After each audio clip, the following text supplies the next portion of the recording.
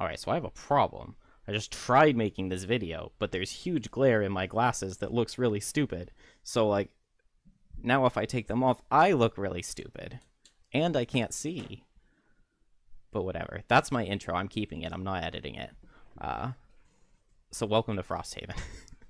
So this is my first character guide for Frosthaven, which I'm really excited about. I've been wanting to do these. I made a couple for Gloomhaven like 2 years ago, forever ago. And I always wanted to do them for Frosthaven. I just have been really busy routing, and I have a child and all of that non-important stuff. But I'm pretty happy with my speedrun route. I've been doing attempts this last week. I got a 9-hour time, and I want to get a little bit better of a run, because I'm going to go through in editing and add PDFs of the cards that I'm playing every turn into like the bottom corners, so that it's easier to follow.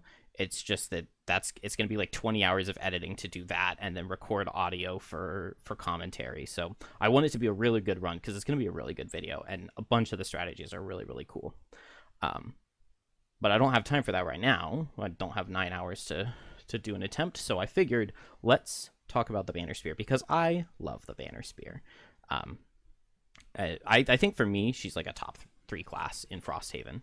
I don't know if that's in terms of like strength or enjoyment. Probably not in strength. But in terms of enjoyment, she's definitely top 3 for me. All right, so who is the Banner Spear? Well, she is a 10-card, high HP class focused almost entirely around team play. Her allies make her attack stronger. She's got really good supportive options and can tank really, really well. She can slot into basically any team composition, given that everybody loves having a tank, and she can play directly towards specific scenario win conditions really, really well. Need everyone to spread out to take objectives in all corners of the map? She can grant everyone extra movement. Need to survive for 12 rounds? Well, she'll make a great defensive position. Have an NPC ally who's running off who you need to protect while they're doing really stupid stuff? Well, she has a lot of damage mitigation tools and can grant allies shields and stuff like that. So she has a very, very diverse range of supportive options that can be really, really good. But that doesn't mean that she's a slouch when it comes to damage. Alright, so she has 2 main class mechanics to get into, and they are formations and banner summons. And we're not really going to look at this chart any longer. It's just a little bit too grainy. The tabletop simulator scan isn't that good. But this is the card that it's referencing, Unbreakable Wall. So when we look at the formation pattern we have here, the most important part are the 3 colors. So gray is the Banner Spear, blue is any ally, and then red is at least 1 enemy. So all of those conditions must be met in order for you to play a formation attack. So even if you just have an ally next to you but no enemies, you can't play it just to get 1 experience. Now, on the mat, you can see that the blue and the gray switch places, and they rotate, they twist and turn and go downside up. You can do that. You can rotate a formation however you want, and it will still work. The only thing you can't do is, let me see. So with Tip of the Spear here, your ally needs to be behind you. The only thing you can't do is flip around very specific positioning, like here on Tip of the Spear. You could rotate it so that you're going in this direction or going down, but you cannot swap the positioning of the ally. The ally must be in the back in the blue, and the Banner Spear herself must be in the gray here. So Unbreakable Wall, it would work like this. It works like this. Oops. And it'll work like this. And you don't have to hit 3 targets. It'll work with just a singular 1 or 2, or with them spread out like this. Any of those will work as long as you have at least 1 enemy, allies in all of the blue hexes, and Banner Spear in gray. Alright, so on to the next class mechanic, which are banners. So banners are summoned allies who provide passive benefits to all allies within range. So the Banner of Strength here, plus 1 damage to 1 attack per round to all allies within range 2. And the Banner Spear herself, she is an ally to the banner, so she does gain the benefit. Just like regular summons, these banners do get turns. They can be focused by attacks, and they can suffer from conditions like wound or bane or poison or anything like that. they just don't have any base movement or attack, so their turn is basically skipped each round, but they do still technically have a turn. And even though they have no base damage or movement, you can still grant them movement, and they can still be granted attacks. Banner Spear doesn't have any cards that do that, but I'm thinking Bone Shaper specifically. At least one of Bone Shaper's cards can grant an attack to the banners. So banners are very interesting summons who are extremely strong, and if you can play them in the beginning, keep them in range and alive through an entire scenario, they're going to add a ton of value. But with that said, they're not necessarily required in every scenario, and which banner you play will depend heavily on what level you're playing. The Banner of Hope here gives heals to everyone within range, so when you're facing lots of monsters who have poison or wound, this banner can be an absolute lifesaver. Bone Shapers also absolutely love for their Banner Spears to be playing this banner, especially early on when they only have 6 health and they're costing themselves 2 health every time they summon a skeleton. This makes it so much easier to play the Bone Shaper early in the campaign. All right, so with class mechanics in mind, let's go through and break down 5 categories for the Banner Spear. So let's do offense, defense, control, movement, and initiative. All right, so for offense, I'm going to give her a 3 out of 5. She has access to consistent range damage with things like Driving Inspiration here and Javelin. She's got really good damage buffs between the Banner of Strength and the Bottom of Resolved Courage here. And she has multiple AoE options with things like Tip of the Spear hitting 2 for 3, Unbreakable Wall, and Resolved Courage being able to hit up to 3 for 3. So those are all really good, and the formations can output a ton of damage if you're landing them. If you're struggling to land the formations, then just improved communication with your allies and better utilization of slow turns can really help. All right, for defense, we got to go 5 out of 5. It's whether a scenario wants you to survive an entrenched position or your team just really needs someone to go in and tank hits for the round, Banner Spear is the way to go. No one is better at creating a defensive position and holding it.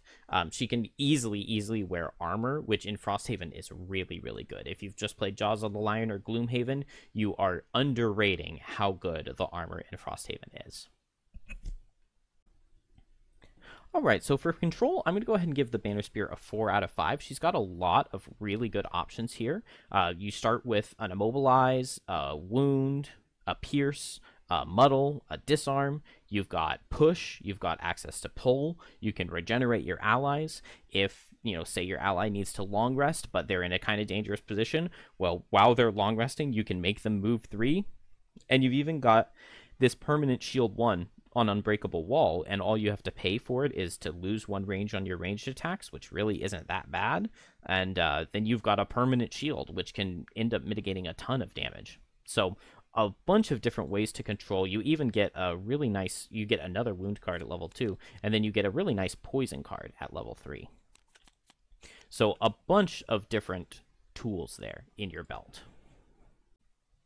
All right, so for movement, I'm going to go ahead and give the Banner Spear a 3 out of 5. You have some decent move options yourself. You've got this 6-speed move 4, and you've got a 67-speed move 4, which are both really, really good. But you don't have anything better than that. So 4 is the highest you're going to be moving in the beginning of a campaign, and you don't have any access to top movement, which is a little bit sad. So that, I would say, is maybe a little bit below average, but you do have the ability to move allies. So to be able to grant the people you're playing with extra move 3s or extra move 2s is really, really nice. But if you're trying to keep a banner up with you, only having 2 cards that allow you to move a banner means that the banner is moving 5 hexes per rest cycle, which is not very many. If a rest cycle, with a long rest, is 6 turns long, only moving 5 hexes in 6 turns is not very good. So, decent movement yourself, the ability to move allies, which is amazing, but then also if you've got a banner in tow, you're going to be very slow. All right, so on to initiative. I'm going to go ahead and give her 4 out of 5 again. You've got amazing, really fast initiatives with this 6-speed move 4, this 10-speed, which gives you a bottom that deals damage, or a top that has a really nice formation. And then there's a 15 that I don't have here. You've got this 18 with range damage is pretty nice.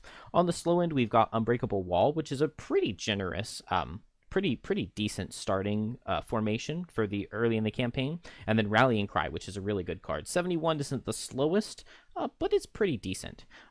You do have, like, you know, some of your best cards, like Combined Effort here. 32 isn't really the best initiative, so you kind of want to pair it with other things.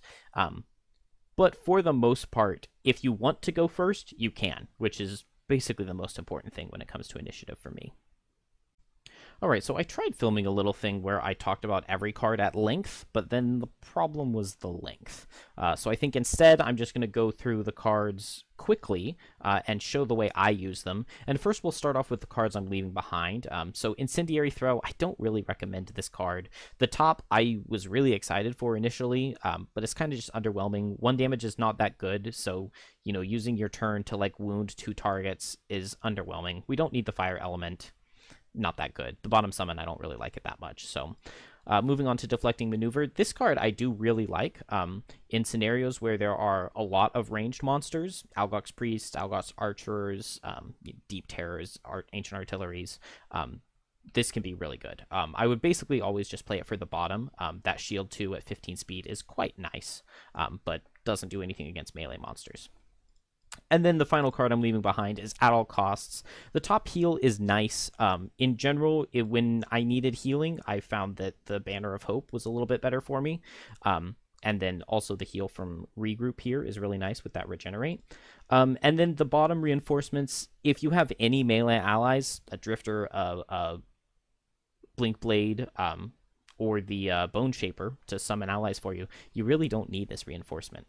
He can absorb a hit for you, but I didn't really have any problems tanking. So this isn't a card I recommend. All right, so on to the cards that I do recommend. This is just the very first setup for scenario 0. And so say we're going to go first in this scenario. Well, you know, if we're going first here, well, we obviously can't play any formations, right? Wrong. We can play Javelin with Combined Effort here. I think makes for a really nice combo. So we get this move 1, and then pull 2 at range 3, pull this guy in, and now we can hit him with Combined Effort. So Javelin is really, really, really nice for setting up those formations for you. And, you know, maybe maybe you're in a situation like this. Well, now you could play Javelin. You don't have to do the movement on it. You can skip the movement. You could pull this guy in, and now we're set up for Unbreakable Wall. So Javelin, the move 1 is very, very nice, a lot nicer than you would initially think. And then the pull is just amazing for pulling monsters into your formations. You know, say we've got something like this going on, we could step here, pull this guy here, and then we could go for a Rallying Cry to get a nice disarm on him, which is a very, very nice way to start off a level. But let's change gears a little bit. Let's say we're starting a scenario like this, and we're wanting to play a banner in this level. You know, we've looked at the map ahead of time, and we thought, okay, well, if I can get the Banner of Strength and it can be in range for the whole scenario, that's going to add a lot of value to us. So we could, on turn 1 here, just summon the Banner of Strength and... Ooh, I'm lagging. There we go. We could just summon the Banner of Strength here, but then it's going to take us 2 rest cycles to get it into this second room. So instead, a better option would be for us to start off with something like, you know, maybe we do Set for the Charge with Driving Inspiration. So we can attack this guy for 2 with advantage. Maybe we deal 3 damage to him. And then we've got a move 4. 1, 2, 3, 4. And then now we're going to be the focus because we went in really fast at 6. So now these guys are surround us. And then on our following turn, we can go at 10 speed here. And we can bring in our banner, put it right behind us. And we've got these guys who came and surrounded us. And now we can hit both of them for 3. And we get to deal 4 damage to this guy because we put our banner. You know, something like that. Now our banner is already right next to this door because we moved into the room and we put the banner where we are trying to get to. So now we just need 2 movements. So we can easily get this banner in on the next turn if we wanted. We could move 2 and then move our banner 2. Not that you don't want to do that. Don't throw your banner in front. Your banner has a lower initiative than you because it's a summon, so it will be focused before you. But that's just kind of how you want to think about placing your banners. All right, through the magic of editing, I have turned it dark out there. I've put these giant bags under my eyes and messed up my hair. I have not just been doing this for 7 hours, I promise. So I want to move on and show a couple more cool combos. So here's one that I really like. I really, really like this one. So, you know, we're pretty far away from all of the monsters in this room here. We don't know exactly what they're going to do, but we say, okay, I'm going to go slow. So we're going to go with Unbreakable Wall as our initiative card. And then hopefully we want to be able to set up the formation here. Now, unfortunately, we're really far away from our allies, right? So in this case, we would tell our Bone Shaper, hey, I'm going to go really slow. I just need you to go a little bit faster than me. You can still go slow, just a little bit faster than me so that your skeletons will move forward. And so they do that. They play something in the 60s, in the 70s, something like that, so that they can stay nice and safe. And we can combine it with combined effort. So we've communicated with our partner so that they're going to play an initiative that works really well with us. And now we've got a plan. So let's just see what we get. And good, yeah, so we got a move 3 card out of these guards. Let's not worry about the wolves. So the guards would move 3. So we're going to get hit by this guard number 4 here. He's going to do, what, 2 damage? No big deal. You know, maybe we even have a piece of armor. We have a heater shield or something, so we can block one of those hit points of damage. And then now our summon buddy will go, and the skeletons, unfortunately, they don't get to reach. But they're close. They're close, at least. Now, on our turn, we can use the combined effort. We could, you know, maybe move up here and move this skeleton here and move that skeleton there, something like that. That way the skeletons will be close. Or if we wanted to back a skeleton off, that works too. But either way, we move up, we get into this formation for Unbreakable Wall, and now we're able to hit both of these guys for 3. But even better, right now, we don't really have any formations that we could do for the next turn. You know, maybe we could... you know, if we moved all the way over here, we could hit this guy with Rallying Cry, or if we moved here, we could hit with Pincer Movement. But a much better option is going to be to use this push from Unbreakable Wall to push these guys. Oop, lag, come on, there we go. To push these guys each over 1 hex. Because now we win at 83 this turn, so after all the monsters.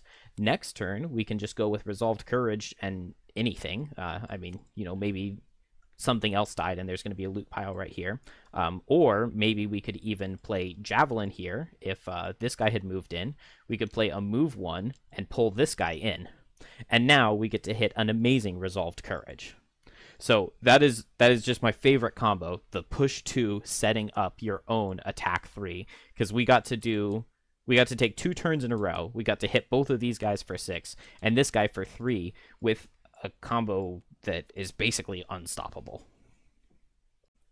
All right, so I think that's basically all I really want to talk about for starting combos. Let's look at the starting items. So, you know, spoilers if you don't want to see the starting items. But these are your choices, and you have 30 gold. I think that there are 5 options that really kind of jump out at you here for the banner spear. Just get them all. So first of all, oh, it's lagging again. I've had the program running all day, so I really need to close it and let it clear itself. So first option here is a heater shield. This is just really good. I really, really like these shields, especially when you stack up more than one of them. You know, when you can be blocking like 2 or 3 damage from a single attack, it almost basically just negates an entire attack. And then when you're doing that once every rest cycle, it really, really starts to add up. If you have 2 shields and they're saving you 9, 12 damage throughout a scenario, that's really, really effective. So I really, really like a heater shield. Poison Dagger is really good, especially if you've got allies who are attacking a lot. So if you have a Blink Blade or if you have a Bone Shaper with all of those summons, just throwing in a Poison Dagger can be really, really effective. Winged Shoes, I feel like are basically a must. You don't need them in every scenario, but there will be many scenarios where you really need jump, and we don't have any access to jump, I think, anywhere in the kit, all the way through level 9. So Winged Shoes are really, really necessary. Amulet of Life is really good just to get that extra heal. Best for like removing poisons or removing wound or something like that. 1 heal isn't really a ton, but when you stack an Amulet of Life with a heater shield, you're getting 2 extra health every time you long rest. So it's like you heal 4 kind of on a long rest. And then the last option that I could see being tempting would be leather armor, but I would recommend against this. You're going to have other options that are basically superior. So I can see why that would tempt you, but I wouldn't pick it. Most likely, if I were creating a new class, this is what I would pick: Heater Shield with Winged Shoes. But if you want to do Poison Dagger with Winged Shoes, I would forgive you. I would find a way to forgive you for picking those. All right, so we have gone and played our first scenario. We come back to town. We've got some resources to spend at the craftsman. So I'm going to just look at some level 1 craftsman items, and you have been warned officially. So first we'll start with these flexible slippers. So I really like the flexible slippers, on melee classes especially. It's really, really nice. They let you loot the hex adjacent to you with your end of turn looting instead of the one you're standing in. So you run up to a melee guy, an enemy, you melee attack him, you kill him, and then instead of just looking at the gold pile right in front of you, you actually get to pick it up. So these will basically guarantee you get 1 loot pile per rest cycle, more than you would have without them, which is really good. You know, you're picking up 3, maybe 4 extra loot tokens per scenario. That really can add up, especially early into a campaign. If you don't have to bring these to every level, just, 3 or 4 levels, and you're a lot richer than you would have been. Onto the traveling cloak. This item is okay. It's not super amazing, and generally I would want members of the party who cannot take the remove -1s on armor perk. But it's okay. It just costs 1 hide. It's not super expensive. So if there's one of these available and you have a hide, I would just grab it until you have the perk that ignores negative item -1s. Spyglass is an item kind of like the traveling cloak. It will probably be, all of the copies will be grabbed very quickly by all of your party. Pretty much everybody wants one of these. It's just really nice to guarantee a kill on something. If you're attacking and the monster's going to attack you for 4 this round, but you can kill him with a 0 or better from your attack modifier deck, it's really nice to just throw the Spyglass on that and know you're not going to miss. You're very unlikely to draw a -1, and it becomes a defensive item in that way. And then speaking of defensive items, we've got the Protective Scepter, which is a very, very solid item, especially on us. We can just shield an ally within range 2. And, it might not sound super, super extreme. If you're using it on a Blink Blade, you're probably just going to shield 1 or maybe 2 damage from them. But that's still a decent action. But this is much better when you use it on something like a Bone Shaper's Summon. And if they would have died from an attack, but they survive it instead, well, now that skeleton gets to perform an extra attack. So it's basically like you performed an attack for 2, and they get to absorb an extra hit before they die. So this item is really, really, really good if you've got a Bone Shaper ally. A really nice part about it is that we're almost always fast, and the Bone Shaper is almost always slower than us. And that way we are able to help protect the skeletons, because sometimes they're really more of our buddies than the Bone Shapers, because we need those formations. And Crude Boots. These are very, very solid during your move. Add +1. Really good. Especially when we have cards like Javelin, that's just a move 1, or Pincer Movement, that's just a move 1 and loot. It's really nice to be able to turn these into move 2s, and then it can make something like our move 5 or 4 into a move 5, which you might think you don't really need that extra movement, but sometimes just that 1 extra really, really comes in handy. And then finally, we've got the Crude Helmet. If all the Spyglasses are gone, you might as well take the Crude Helmet. We're going to be attacked more than any of the other classes. And, it sucks that this was nerfed from Gloomhaven and that it's a +1 instead of a 0, but it's still a lot better. I mean, base... What is the attack stat on a base? Just a normal level 1 Algox guard has a base attack stat of 3, and the elite has a base attack stat of 4. So if they draw their +1 attack, they're hitting you for 4 or 5, and so the Crude Helmet there is blocking 3 or 4 damage, which, when you get attacked enough, you will have the crit drawn on you sometimes. So this is definitely a more long-term item that you're going to want for the Banner Spear. All right, and then the last one here that I forgot to pull out was the Crude Hide Armor. So this is basically like the leather armor, except we don't get to choose when it happens. It'll just always be on the first 2 attacks coming into us, but that's okay. We do have to add a -1 to our deck until we take the Ignore ignore negative item effects and remove a -1 perk, which I think you should be taking first, because there are a lot of really good armor items in Frosthaven, and you really, really want to be grabbing them. It is very, very, very beneficial to have all of those armor items, because they stack up very, very quickly. You know, if we have this crude hide armor plus this heater shield plus the crude helmet, you know, if we're going to take 2 attacks for 4, the worst thing that could possibly happen is we take like 5 damage, maybe. It's kind of amazing. I'm going through and trying to edit all this together right now, and that's when I realized that not everyone has 3 legs the way I do, and so you can't necessarily wear 3 pairs of shoes.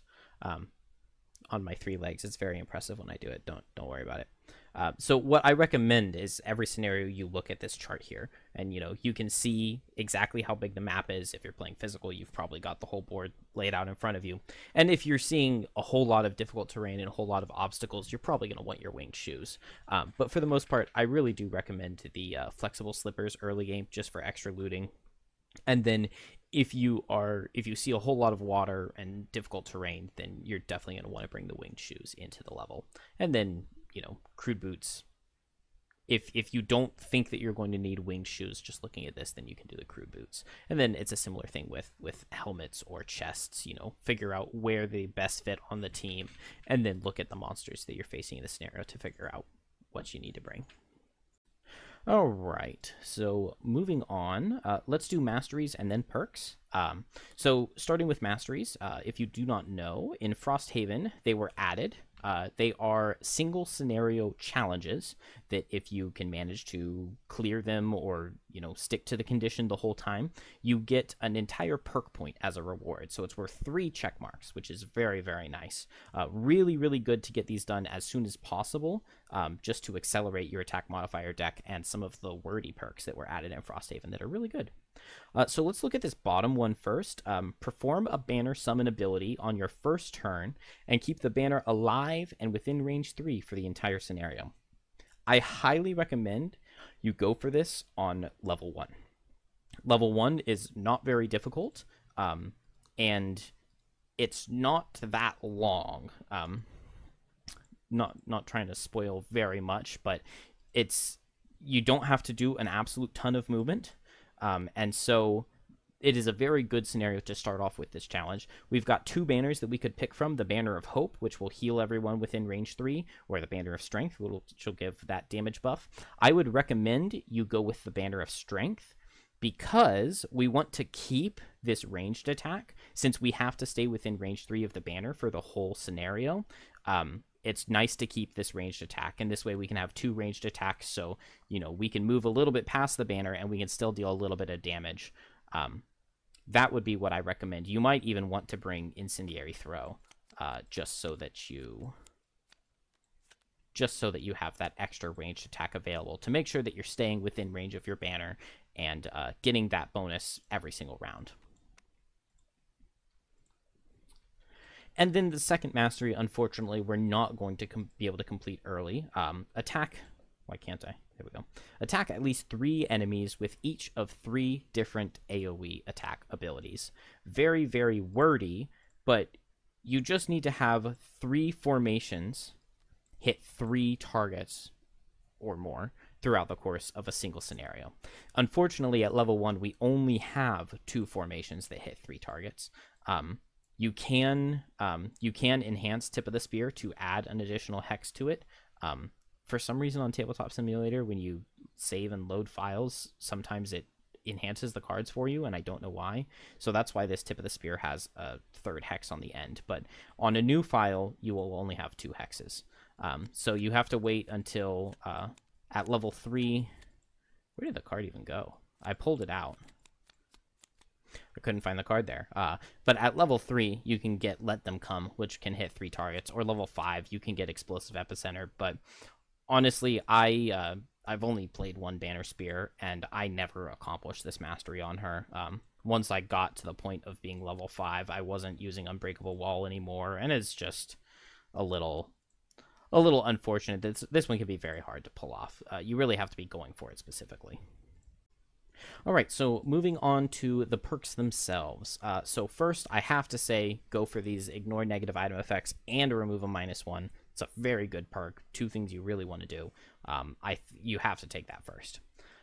If you want to grab this at the end of your long rests, grant an ally within range 3 a move 2. I won't hold it against you. I really like it. It's just really good if you have banners, but it's really good even without banners.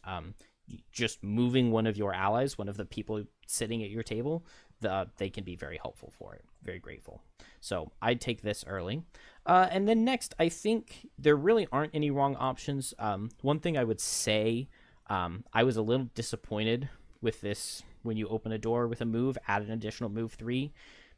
Generally when I'm opening a door, I'm doing it with like a move 4 anyway, and I don't want to go move 7 all the way away from my friends. Also, Frosthaven doesn't really have that many doors. There are a lot of 1 or just 2 room scenarios. I'm pretty sure as soon as I grabbed this perk, the next 3 levels we played in a row did not have a single door in them, and I got another perk without ever getting to use this one mastery or perk, which was a little bit sad. So I would hold off on that a little bit. I think I would rather just replace -1s with rolling shield 1s. You're never going to complain about drawing a rolling shield 1, especially, with something like Resolve Courage here at a 10 speed attack for 3. So I like those. You could do these disarm cards first instead of those rolling shields. Either way, they're both really, really good. It is nice to add extra +1s into the deck, but I prefer to remove the -1s first. But those are the cards that I would take next. After that, you can do either rolling +1s. Adding 2 rolling +1s is just kind of nice. There's always that chance that you'll attack for 3, rolling +1 crit, and deal 10 damage. It's unlikely, but it's pretty good. That's what I like to go for because I'm very selfish and I like to deal damage. After that, I think I would probably grab at least 1 of these rolling heal 2s. You could grab one of them, sooner back here or even sooner, just to always have that chance on attacking to remove a poison or remove a wound. When you add something like a rolling heal 1 self to your deck, you don't ever want to rely on it like, I have to draw it this turn. But it is just really nice, if you're wounded and you're 7 health and you give yourself like 3 or 4 opportunities to draw one of these before you're forced to either long rest or play something like a heal with regroup on yourself. It's just nice to have that as an option. So I would probably take 1 of these and then the 2 rolling +1s, and then you could go for the 4th one, but it almost becomes a little redundant at that point. You don't always need to be drawing them, so either way, you could grab these. I definitely do want these, though. And then after that, by the time you get to this point, you know what you're doing. You'll know if you want this, or if you want these, or if you want these. It's up to you. All right, so I think that's most of all I have to say on the Banner Spear. Hopefully I have inspired you to want to play her or to want to have one in your group. I do recommend that the person who is the main one who controls monster AI, if you've played Gloomhaven or Jaws of the Lion before in a group, and you're the one who always moves the monsters and knows exactly all of the enemy AI rules, that should be the person who's playing Banner Spear, because it is a very knowledge-intensive role. You need to know, what the monsters can do, what they're going to do when they've actually drawn their cards, and you know exactly where they can be standing. You really need to know what your allies like to do. Try to learn their good initiative cards, like when my person says they're going fast, they're going at 18 if they're a Bone Shaper. Things like that. It's a very knowledge-intensive role. I think that Banner Spear is a little bit underserved by this Complexity 2 ranking. I think if you're playing her at the highest ability, it really can go up to Complexity 4 or 5. Or maybe I'm just bad at translating the formations from the card to the board in my head. But I think that's all I want to say about her. Let me know if I should make another one of these, because I could probably talk for an hour or so about the Blink Blade or the Deathwalker. Deathwalker is my favorite, but I do like the Banner Spear, and I also really like the Bone Shaper. Blink Blade is like barely 4th of the starting classes for me. I also am considering trying to start and film a new playthrough on Tabletop Simulator, going on either +2 or +3 difficulty. I don't know yet. But I don't know. I might try that soon. I really, really, really want to do speed runs. It's just I have to carve out 9 hours for it, which is very hard to do. The main way I've been doing it is going to sleep early and waking up at 2 a.m. so that I can get attempts in and then going back to sleep at 5 when I fail. But yeah, so I don't know. I've considered, just maybe playing like a level a night, and either streaming that or uploading it or something. I don't know. Let me know what you think.